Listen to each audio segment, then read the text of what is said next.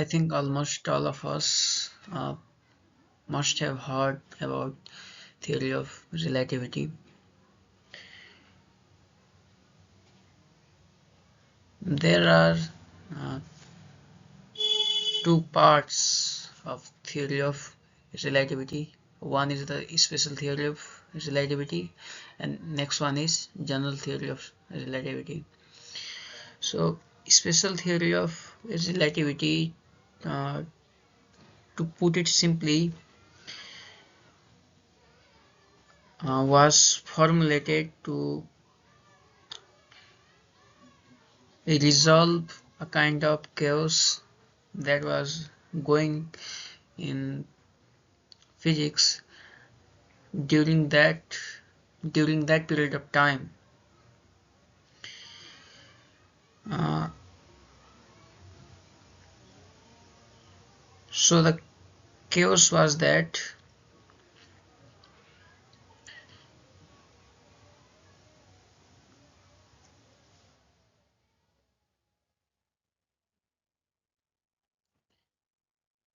some of the physicists had proposed a hypothesis called ether hypothesis. So the concept behind it was derived from the double slit experiment of Thomas Young, which proved that light is a wave. It is a form of wave. But since wave requires certain uh, medium for its propagation, so a question came into their mind that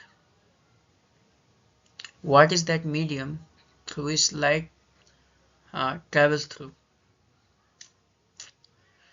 Then some of them said it's a flexible fluid called ether uh, through which light travels. Then on the basis of that hypothesis they uh, conceptualize the natures of ether,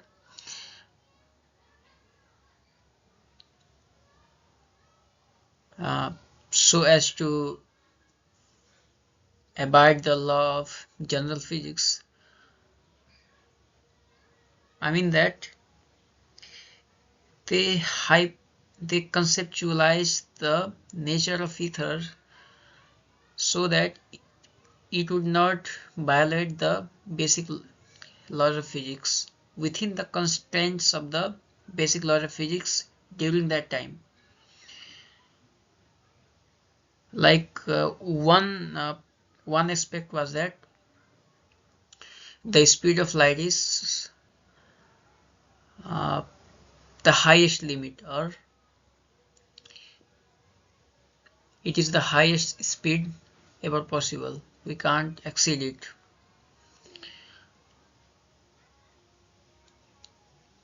Then came uh, Michelson-Morley experiment, which challenged the ether hypothesis. But even then, none of them could formulate a better comprehensive theory so that they could completely discard the ether hypothesis and adopt some new theory. So Einstein was in his uh, mid 20s and uh, into his most productive phase of life, which uh, which is called annulus mirabilis. That is the most productive phase of his life. So during that time,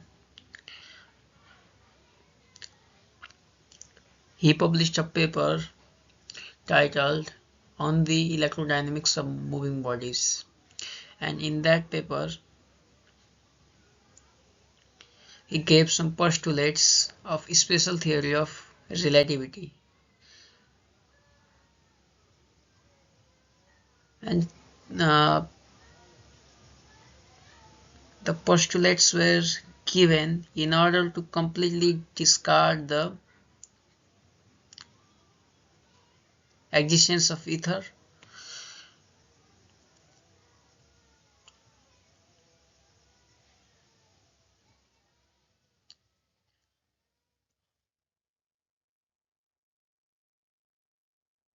and fully accept the fact that light needs no medium for its propagation.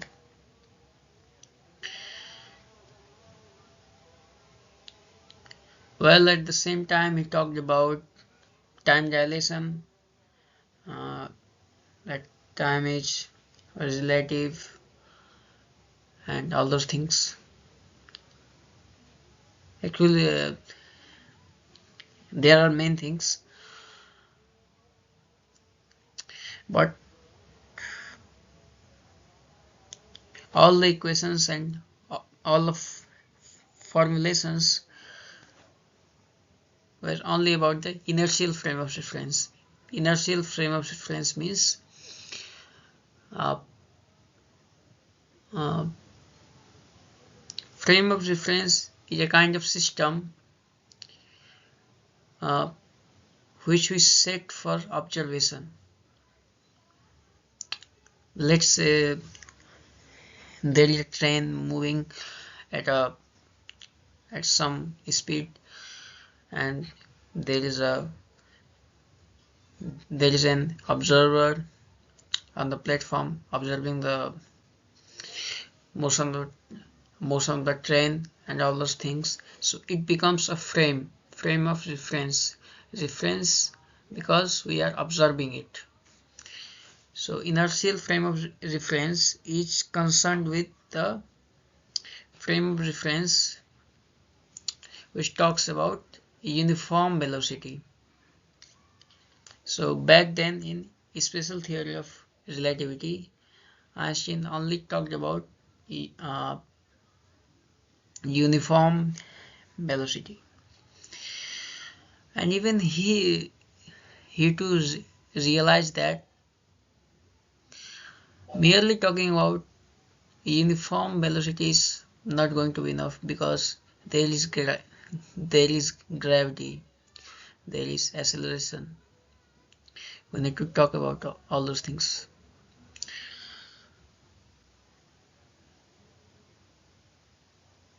And even during that time he was not quite satisfied with Newton's theory of gravitation. The idea that gravity was a force did not convince him. He was skeptic about that. So it was the time when he was an assistant assistant professor uh,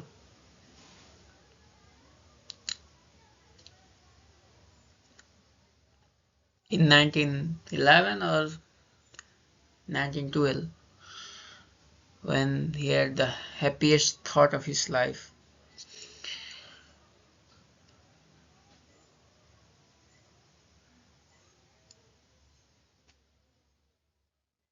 Why I'm talking about that? Uh, it's because it's somehow connected to the principle of equivalence.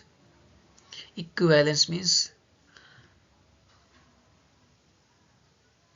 one system is physically identical to another system. It means that if I do a certain kind of experiment in one system, I will get I will get the same result in in in both of them,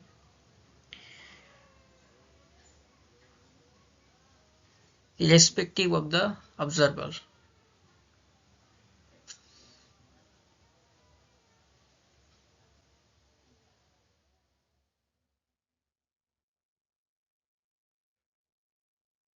So let's understand the principle of equivalence. It's not hard actually. It is a simple thought experiment, a simple observation. So he was just sitting on a chair and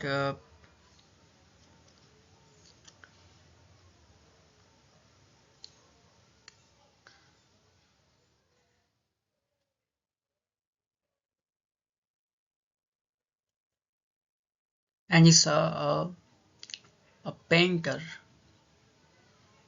who was painting the wall. Then he imagined the painter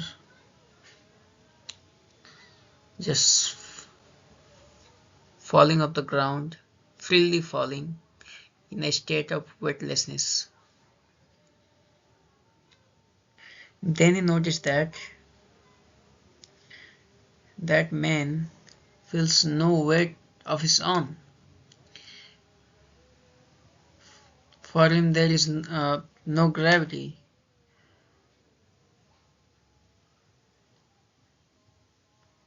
And then he imagined the same thing in free space beyond Earth's gravitational field. So he compared both the situations and found that it was identical. It was basically the same thing.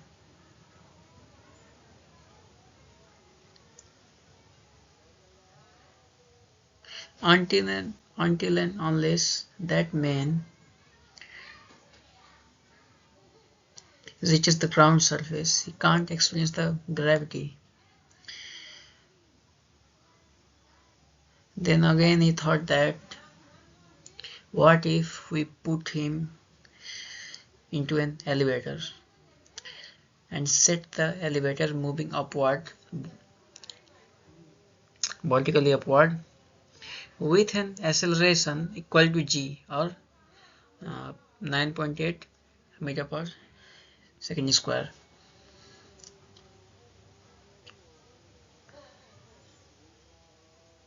So it was to be experimented,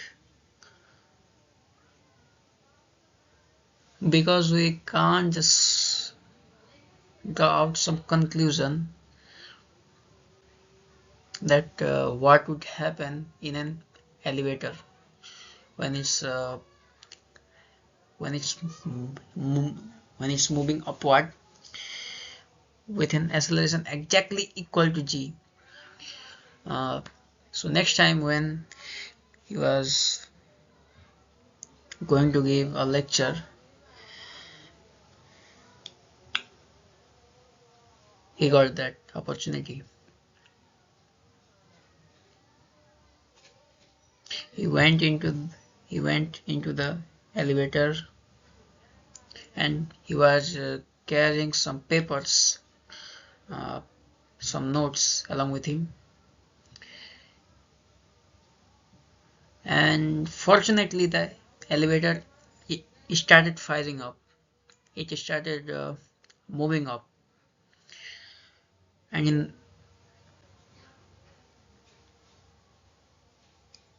not up actually. Sorry, not up. It started moving down fast. And then he noticed that all the papers, uh, all the things were in a free state of complete weightlessness. There was no gravity at all. So this was the same case at that of the painter.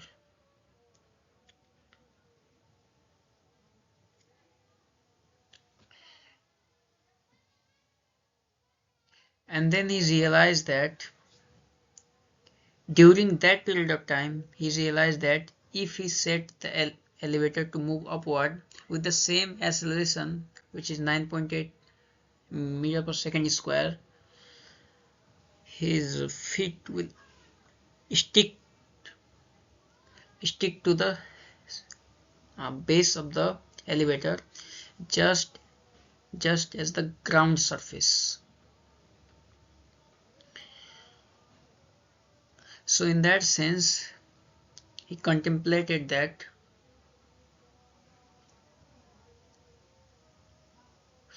uh, two situations are physically identical. Two situations means uh, wait.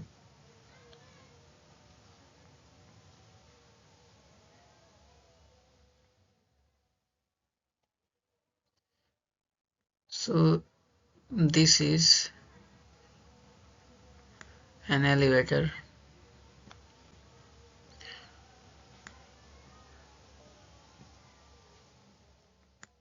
and here is Einstein.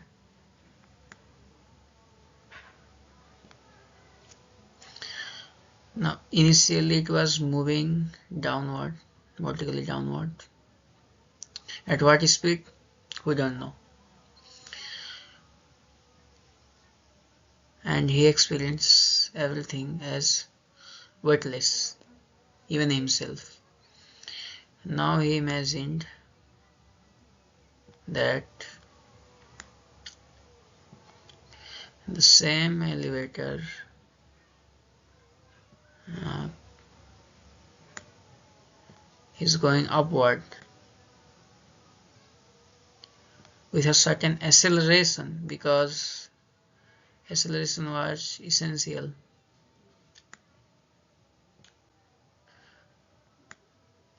because he had to find a theory which could include all the things like acceleration, gravity,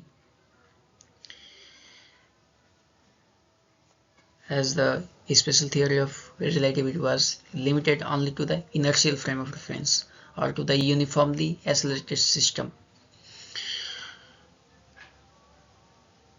So here is Einstein. Oh,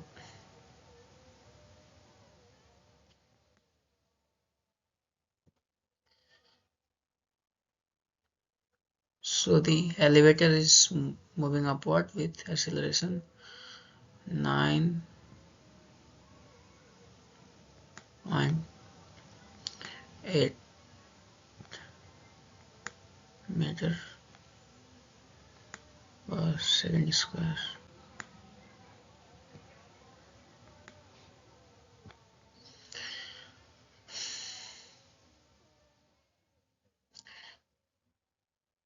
Now this is negative sign because the acceleration due to gravity of Earth is directed downward towards the center of Earth, but in this case it's moving upward, so its direction is completely opposite. In that sense, it's negative.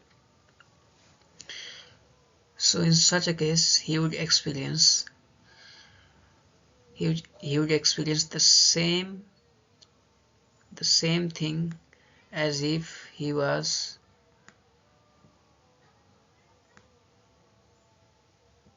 sorry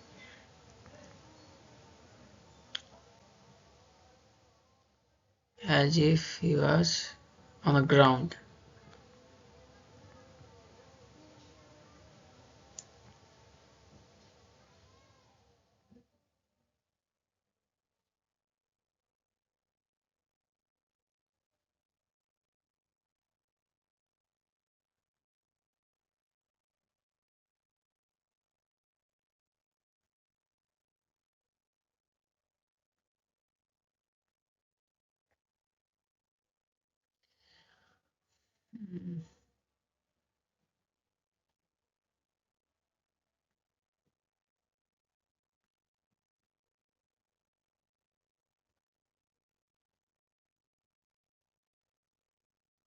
Yes, so he is on the ground now, and he would experience the same thing right here.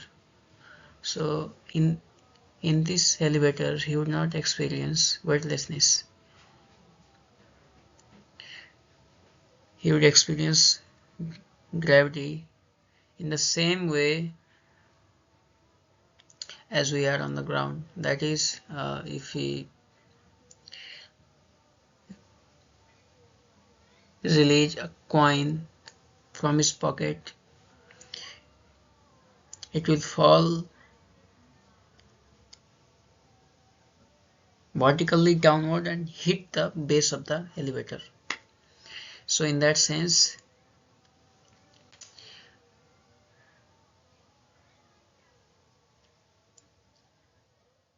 he made an assertion that uh,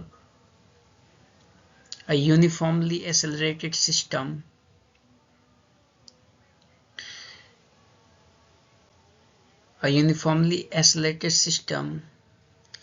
where there is no gravitational field is physically identical to a non-accelerating or inertial system. I mean, there is no acceleration into it, like in the case of ground surface. So that system which is uniformly accelerating is physically identical to that system which is non-accelerating and has a uniform gravitational field.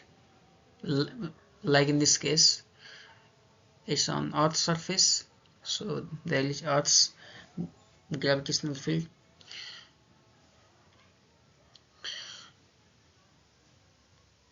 So what this means is, if I perform a certain experiment, let's say I drop a coin from here, then it would fall down with the same acceleration as if it would here. So basically what I'm trying to say is, any experiment, physical experiment, when it is performed in both the systems, or let's say frame of reference, we get the same result. So to put it simply, it is a kind of analogy. And then we extended this and slowly formulated the equations, and then in 1915 he published the paper for general relativity. In 1916 the final form of it was published. So this is all about the principle of equivalence. I think it makes sense now. So the same thing I've written here.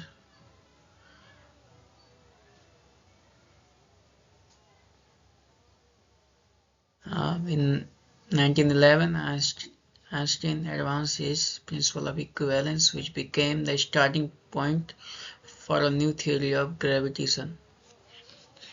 So when he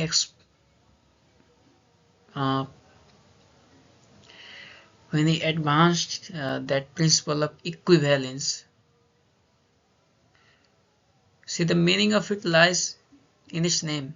The principle of equivalence means the principle which talks about equality. I mean, identical things.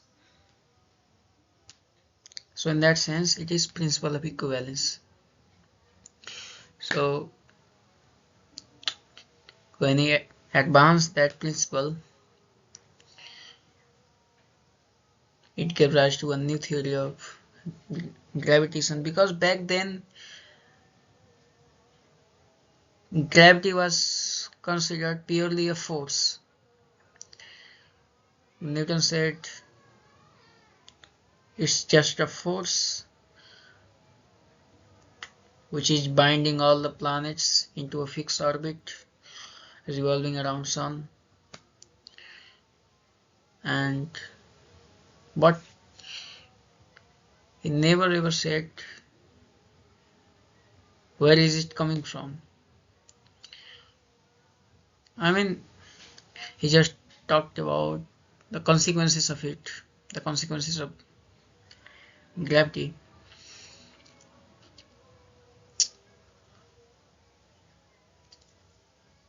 But this equivalence principle gives a new analogy of gravity, that it is the same thing that a person would experience in an uniformly accelerating system, as in the case of this elevator.